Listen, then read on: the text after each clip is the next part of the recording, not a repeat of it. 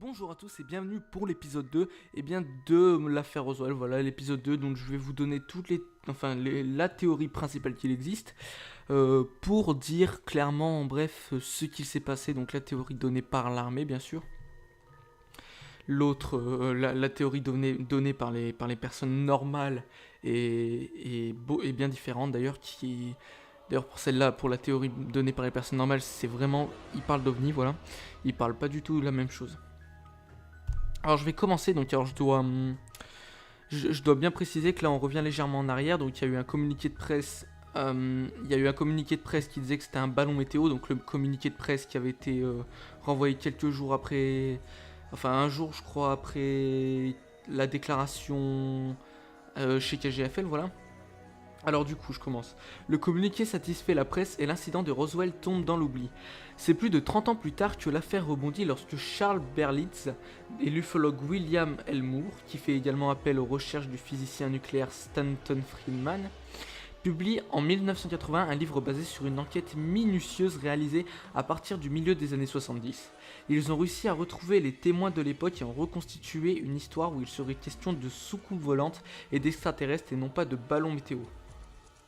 Voilà, parce que ballon météo, c'était l'excuse des militaires.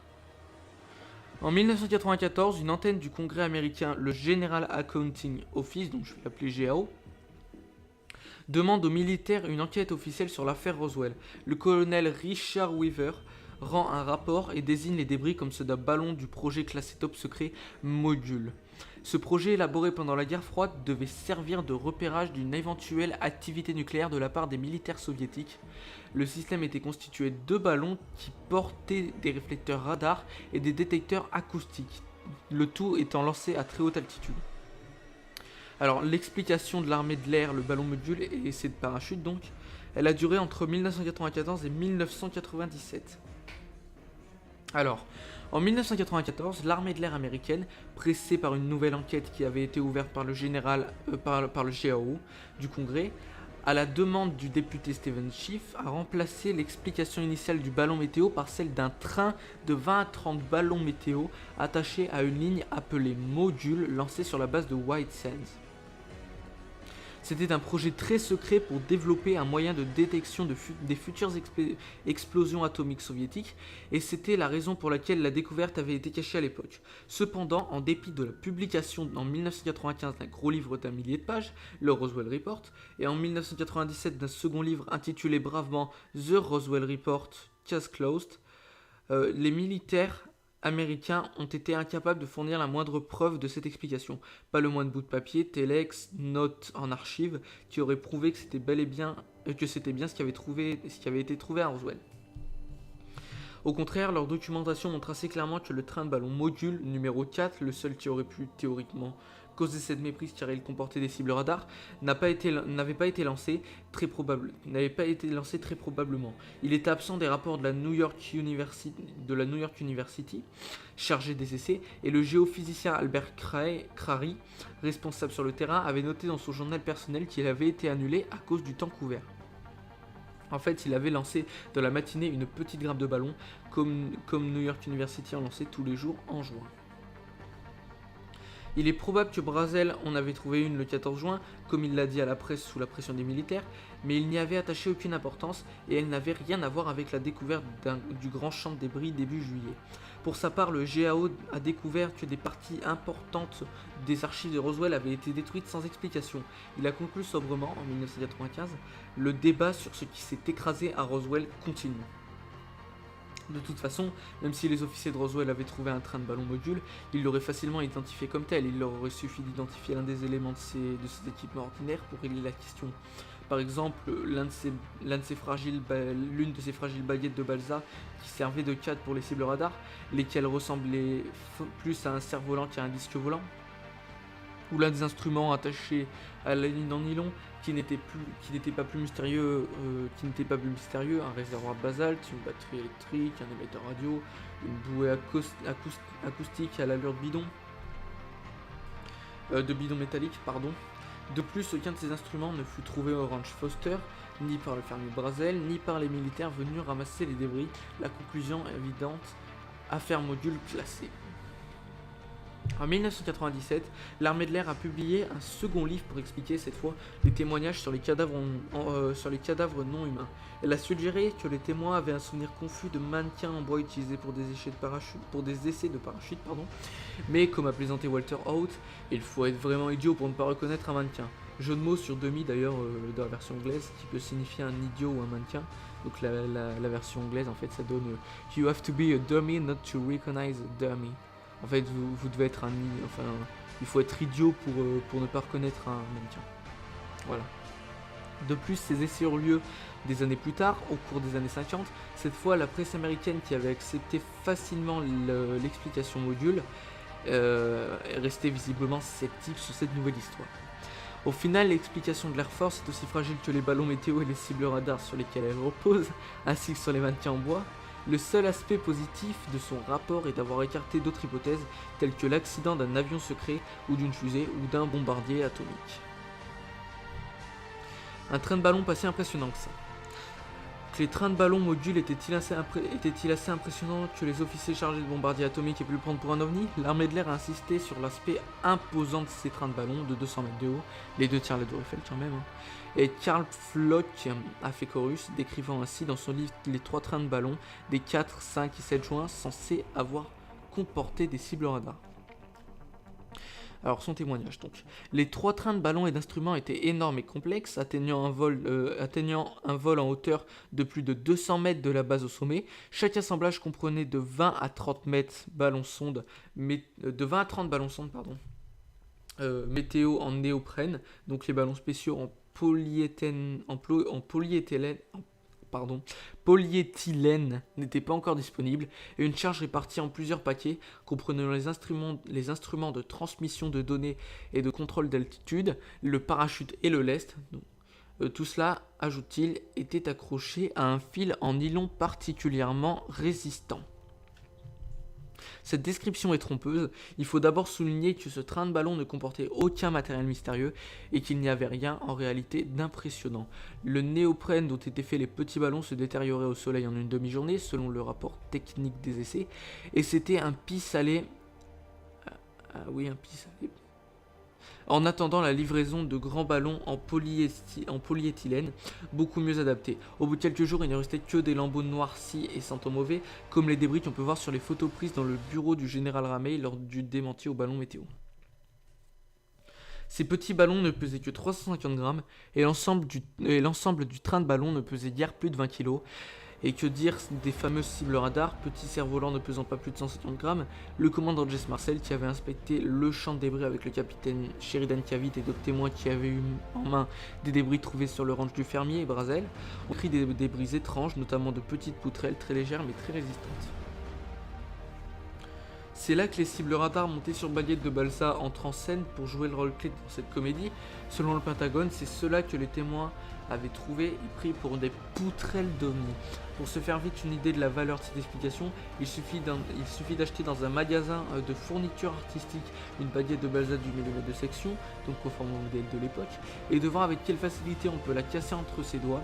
Quant aux appareillages accrochés au train de ballon, tel qu'un réservoir de ballast et une bouée acoustique, ils étaient tout aussi ordinaires, pas très impressionnants, ce mastodonte comme ose l'appeler Karl Floch dans son livre. La mise en scène de Fort Worth. Il y a au moins 3 témoignages qui prouvent de manière décisive qu'il y a eu une mise en scène dans le bureau du général Ramey à Fort Worth le soir du 8 juillet. Un premier point est que, selon des témoignages, il y a eu 2 transports de débris par avion à Fort Worth au cours de la journée du mardi 8 juillet. D'abord les échantillons des vrais débris, ensuite des débris de ballons et de cibles radar. Jess Marcel a raconté notamment à Walter Haut, comme il avait apporté lui-même sur ordre de Blanchard des échantillons des vrais débris dans des cartons qu'il avait remis en main propre au général Ramey. Celui-ci l'avait emmené dans la salle des cartes pour qu'il lui montre le lieu précis de la découverte. À leur retour, les débris n'étaient plus dans le bureau de Ramey. Le deuxième témoignage est celui de Robert Porter, mécanicien de vol à bord du B-29 où se trouvait Marcel. Son témoignage est authentifié par l'armée elle-même car il est reproduit dans son rapport. Porter a décrit les paquets dans lesquels se trouvaient les mystérieux débris, grands comme des cartons à chaussures, soigneusement enveloppés de papier brun fixé avec du papier collant, si léger qu'on les aurait cru vides. Il est rigoureusement impossible que ces petites boîtes aient pu contenir des débris d'assez grande taille, photographiés dans le bureau du général Ramey. Porter note aussi, un détail significatif, la présence à bord de plusieurs officiers, dont l'adjoint Blanchard, le lieutenant-colonel Payne Jegis. C'était donc un vol très important et il est intéressant que ce détail ait été gommé dans le rapport militaire, mais il figure dans la déclaration sous serment de Porter, voire en annexe. Imaginez la scène, une brochette d'officiers de la base d'élite des bombardiers atomiques, apportant des débris d'un ballon de météo module, donc ça peu importe, soigneusement emballés dans de petites boîtes en carton à bord d'un quadrimoteur B-29, hautement comique. Selon Porter, on avait informé l'équipe qu'il transportait des débris de soucoupe volante, mais au retour, ce n'était plus des débris de ballon, ce que Porter n'a pas cru. Son opinion est également censurée dans le rapport militaire. Le troisième témoignage décisif est celui du général Thomas Dubose, à l'époque colonel et adjoint du général Ramey. Celui-ci, dans un entretien publié en 1991, affirme avoir réceptionné des débris de ballons et de cibles radar. Non pas dans de petites boîtes, mais dans un grand sac de toile. De plus, Marcel n'était pas dans cet avion, et il s'agissait donc très probablement d'un autre vol, d'une autre livraison. Dubose a apporté lui-même ces débris dans le bureau de Ramey et les a étalés sur le sol. En disant donc, j'ai porté ce sac dans le bureau de ensuite il a dit, j'ai porté son témoignage. Donc, j'ai porté ce sac dans le bureau de Ramey, c'était un ramassis de débris. Nous avons fait le paquet et l'avons étalé sur le sol. Ce sont des débris lamentables qui ont été montrés à la presse, photographiés et identifiés immédiatement par l'adjudant Météo Newton. Le général Dubose affirme qu'il n'a jamais vu les vrais débris, ce qui explique pourquoi il a dit dans un de ses entretiens qu'il n'y avait pas eu de substitution dans le bureau de Ramey.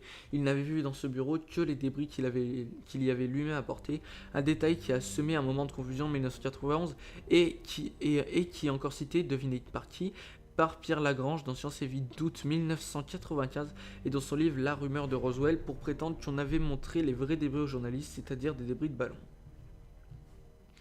Enfin, le général Dubose a révélé que cette mise en scène avait été faite sur ordre direct de Washington, donc c'est écrit noir sur blanc dans sa déclaration sous serment. Dubose avait en lui-même au téléphone le général McMullen, chef adjoint du Strategic Command au Pentagone, qui avait ordonné à Ramey et à Dubose d'oublier cela et de ne jamais en parler, pas même à leur famille. Ce témoignage est évidemment capital. Les sceptiques font encore observer que Dubose, dans sa déclaration écrite sous serment, parle de l'acheminement des échantillons le dimanche 6 et non pas dans la journée du mardi 8. C'est exact, il y a eu un premier vol le dimanche soir par les débris apportés par Brazel. Ils n'ont fait que transiter à Fort Worth pour être portés directement d'urgence au Pentagone, et c'est Dubose qui a dirigé l'opération. Mais Dubose parle aussi très clairement de la mise en scène du mardi soir. Sa déclaration, donc le matériel montré sur les photographies prises dans le bureau du général Ramey était un ballon météo. L'explication par le ballon météo était une couverture pour détourner l'attention de la presse. Voilà, c'était son témoignage vite fait. Pouvait-il s'exprimer plus clairement donc? Alors ensuite, il y a eu un gros canular donc sur l'autopsie de l'extraterrestre de Roswell. Ça, c'est vraiment faux par contre. J'en suis quasiment sûr. Alors lorsqu'on évoque le crash de Roswell, il s'agit pour beaucoup de gens du canular de l'extraterrestre de Roswell et de rien d'autre. L'événement le plus marquant en effet et aussi le plus destructeur a été la diffusion en 1995 par un petit producteur de musique britannique d'un film censé montrer l'autopsie d'un extraterrestre découvert à Roswell. Aussitôt dénoncé comme un canular, ce film étrange a fait un beau scandale et a causé un tort considérable, non seulement à l'affaire de Roswell, mais aussi à l'ufologie en général, avec l'aide des sceptiques qui se sont fait un plaisir de pratiquer l'amalgame. C'est l'un des aspects importants qu'il faut analyser pour comprendre à quel point le dossier Roswell a été plongé dans la confusion, mais il y en a beaucoup d'autres. Ensuite, on va parler de Stanton T. Friedman. Donc, Stanton T. Friedman qui était consultant en physique nucléaire pour le MUFON. Donc Friedman, né à Elizabeth dans le New Jersey le 29 juillet 1934, il est nommé valédictorien dans sa classe de lycée du New Jersey en 1951 et passe 2 ans à l'université de Rutgers à New Brunswick, New Jersey donc. avant d'aller à l'université de Chicago en 1953. Il obtient une licence et une maîtrise de physique en 1955 et 1956, où Carl Sagan est un de ses camarades de promotion. C'est à cette époque qu'il se passionne pour les ovnis. Il achète par correspondance le livre d'Eward Ruppelt, dont l'aspect officiel le stimule. Il lit une quinzaine d'autres ouvrages sur le sujet, dont celui de son ami d'Indianapolis, Frank Edwards. En 1967, sur le conseil de ce dernier, il appelle KDKA, une station radio Claire Channel de 50 000 watts, non loin de chez lui, pour parler aux producteurs du talk show Contact, qui promettent poliment de le rappeler. Quelques semaines plus tard, cependant, il est bien rappelé pour remplacer un invité annulé à la dernière minute. Une de ses auditrices, technicienne du laboratoire astronucléaire de Westinghouse, près de Pittsburgh, en Pennsylvanie, où il travaille comme physicien nucléaire, l'appelle peu après pour faire une conférence sur le livre Edwards qui couvre son club littéraire. En tout, Friedman travaillera ensuite 14 ans comme physicien nucléaire pour des compagnies telles que General Electric, General Motors, Westinghouse, TRW, etc., sur des projets avancés donc hautement classifiés, finalement abandonnés tels qu'un appareil nucléaire, des fusées à fission et fusion, et des centrales nucléaires dans l'espace, etc. Donc il dit, j'ai passé 14 ans dans l'industrie à travailler sur des programmes financés par le gouvernement qui ont tous été abandonnés de mon nucléaire, fusée à fission, fusée à fusion nucléaire, c'est compliqué à prononcer, centrale nucléaire spatiale. J'ai travaillé pour de grosses sociétés, General Electric, Westinghouse, General Motors, etc. Voilà. Donc en effet, à la fin des années 1950, les USA avaient l'intention de construire des vaisseaux spatiaux propulsés par l'énergie nucléaire. Il en sortira 2 projets, Orion et Daedalus, mais tous 2 seront abandonnés 10 ans plus tard faute de support politique face à la concurrence des propulseurs chimiques et surtout suite au moratoire interdisant les explosions nucléaires dans l'espace. Donc j'ai été très tôt intéressé par les techniques de pointe, les technologies avancées, les voyages dans l'espace et des choses comme cela. Et j'ai travaillé sur des programmes comme... on a fait fonctionner des fusées nucléaires d'une puissance de 4000 MW, dit-il en souriant. Et on a fait tourner des moteurs d'avion à l'énergie nucléaire, dit-il en écarquillant les yeux. Et vers 1961, à la bibliothèque de l'Université de Californie à Berkeley, une très grande bibliothèque, je suis tombé sur une version publiée à titre privé du Project Blue Book, Special Report numéro 14, la plus grande étude scientifique officielle jamais entreprise pour l'US Air Force. Et il y avait des informations sur 3200 sites prospectés par des professionnels à plein temps, classement par catégorie, mesures qualitatives, tableaux, graphiques, cartes, 240 documents. J'étais au paradis car vous savez, les informations c'est mon truc, j'aime les rassembler et leur donner du sens. Friedman rassemble énormément de données et de magazines, parfois des canulars, et devient convaincu de la réalité du phénomène OVNI et commence à donner ses premières conférences à partir de 1967 sur le sujet invariable « Les ovnis sont réels ». Dont plus de 600 collèges et plus de 100 groupes professionnels d'enseignants d'État, 9 provinces canadiennes, l'Angleterre, l'Italie, l'Allemagne, la Hollande, la France, la Finlande, le Brésil, l'Australie, la Corée, le Mexique, la Turquie, l'Argentine et l'Israël. Il a publié plus de 70 articles sur les ovnis en plus de douzaine d'articles conventionnels et apparaît sur des émissions radio et télévisées, TNT Larry King, UFO spécial le 1er octobre 1994, Nightline, Sally Jesse Raphael, Unsolved Mysteries, Entertainment Tonight, Lisa, Side 9, Canada AM, Coast to Coast AM with Art Bell et bien d'autres. Déjà en 1978, Friedman est convaincu, fort de ses nombreuses preuves, que la planète Terre est visitée par des véhicules contrôlés intelligemment à distance. Reprenant ses propres mots, en d'autres termes, certains ovnis sont des vaisseaux spatiaux appartenant à quelqu'un. Il est de plus convaincu qu'il existe un intérêt énorme de la part du public, couplé à une grande angoisse d'ignorance. En tant que scientifique, je me sens obligé de dire ce qui est. On est sûr de 4 choses au bout de 38 ans d'études et d'enquêtes. Premièrement, il est évident que la Terre est visitée par des vaisseaux extraterrestres intelligents.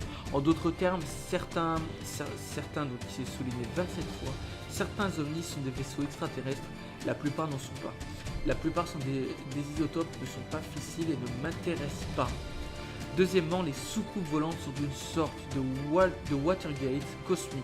Par là, je veux dire qu'il y a un petit nombre de personnes dans le gouvernement des États-Unis, de France, de Grande-Bretagne, du Canada, d'Allemagne qui savent sans aucun doute depuis 1947, et je ne parle pas du deuxième crash qui a eu lieu un peu à l'ouest d'ici, dans le Nouveau-Mexique, ni de la raison pour laquelle je m'y suis intéressé.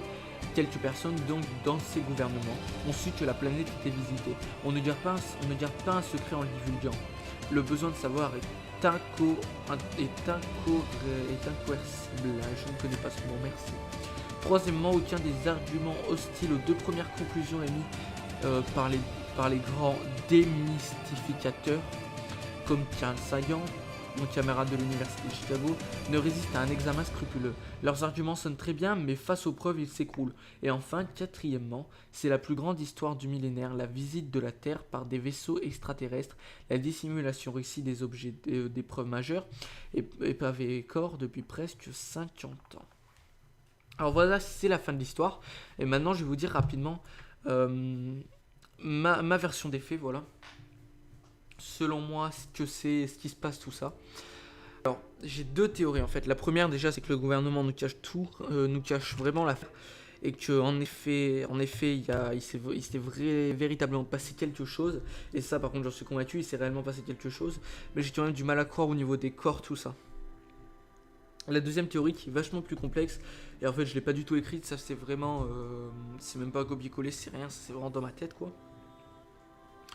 C'est qu'en fait la dissimulation des preuves aurait en réalité été faite par Marcel et Brazel et les premières personnes à avoir découvert les débris, et qu'en fait pour maintenir le doute, ils avaient eux-mêmes donné des faux débris au général, au colonel, je sais plus à qui c'était, et qu'en fait ils aient délibérément caché toutes les preuves en fait